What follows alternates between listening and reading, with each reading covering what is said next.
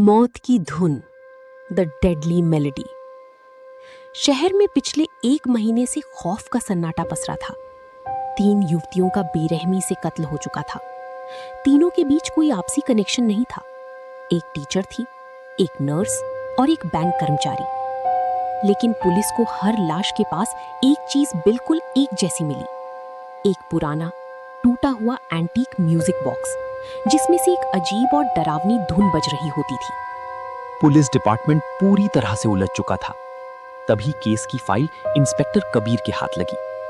Kabir police force में नया था, लेकिन उसका दिमाग एक क्राइम थ्रिलर लेखक की तरह चलता था। उसने पुलिस की तरह नहीं, बल्कि कातिल की तरह सोचना शुरू किया। उसने ध्यान दिया कि कातिल बहुत चालाक है। वो कोई सुराग नहीं छोड़ता, सिवाय उस म्यूजिक बॉक्स के। कबीर ने शहर के पुराने एंटीक मार्केट्स की खाक छानी और आखिर में एक पुरानी घड़ियों की दुकान पर जा पहुंचा। दुकान का मालिक रघु नाम का एक बूढ़ा, शांत और लंगड़ाकर चलने वाला इंसान था। जब कबीर ने उससे म्यूजिक बॉक्स के बारे में पूछा, तो रघु ने मासूमियत और कांपती आवाज में बताया, साहब, पिछले हफ्ते ही एक लंबा नकाबपोश आदमी मेरी दुकान से ये सारे डिब्बे खरीद कर ले गया था। पुलिस ने रघु की बात मान ली और एक लंबे नकाबपोश आदमी की तलाश में शहर में नाकेबंदी कर दी। लेकिन कबीर का लेखक दिमाग शांत नहीं था। उसे रघु की आंखों में एक अजीब सी ठंडक दिखी थी। कबीर ने पुलिस स्टेशन लौटकर पुराने रिकॉर्ड्स खंगालने शुरू किए। 25 साल पुरानी एक फाइल में उसे एक ऐसा केस मिला जिसने उसकी होश उड़ा दिए। 25 साल पहले शहर के एक अनाथालय की क्रूर वार्डन का कत्ल हुआ था। वो वार्डन बच्चों को अंधेरे कमरे में सजा देते वक्त हमेशा एक खास म्यूजिक बॉक्स बजाती थी, बिल्कुल उसी धुन वाला जो लाशों के पास मिला था। और जिन 3 लड़कियों का कत्ल अभी हुआ था, उन तीनों की शक्ल जवानी की उस वार्डन से काफी हद तक मिलती थी। कबीर समझ गया कि कातिल अनाथालय का ही कोई सताया हुआ बच्चा है और रघु झूठ बोल रहा था। रात के 2 बज रहे थे।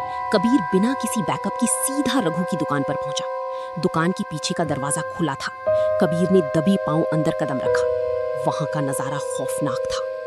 रघु, जो दिन में एक कमजोर और लंगड़ा बूढ़ा दिखता था, वो असल में पूरी तरह से सीधा खड़ा था। दिन के उजाले में कमजोर दिखने और लंगड़ाने का उसका नाटक सिर्फ पुलिस को चकमा देने के लिए था। उसने एक और लड़की को कुर्सी से बांध रखा था और हाथ में भारी हथौड़ा लिए वही खौफनाक धुन गुनगुना रहा था। तुमने मुझे बहुत मारा था ना वार्डन, अब तेरी बारी है। रघु ने चिल्लाती हुई लड़की पर वार करना चाहा। तभी कबीर ने दरवाजा तोड़ते हुए उस पर बंदूक तान दी। रघु ने अचानक घूमकर पूरी ताकत से हथौड़ा कबीर की तरफ फेंका और एक खूंखार जानवर की तरह उस पर झपट पड़ा। दोनों के बीच एक भयानक और खूनी हाथापाई हुई। रघु बहुत ताकतवर था, लेकिन कबीर ने पास पड़ा एक लोहे का पाइप उठाकर रघु के उसी पैर पर जोर से मारा जिसका वो नाटक करता था। रघु दर्द से चीखता हुआ जमीन पर गिर पड़ा और कबीर ने फौरन उसे हथकड़ी पहना दी। सुबह की पहली किरण के साथ रघु पुलिस की गिरफ्त में था। शहर ने चैन की सांस ली। कबीर ने खून से सने उस म्यूजिक बॉक्स को उठाया और उसे जमीन पर पटक कर अपने जूतों से हमेशा के लिए कुचल दिया। वो डरावनी धुन अब हमेशा के लिए शांत हो चुकी थी।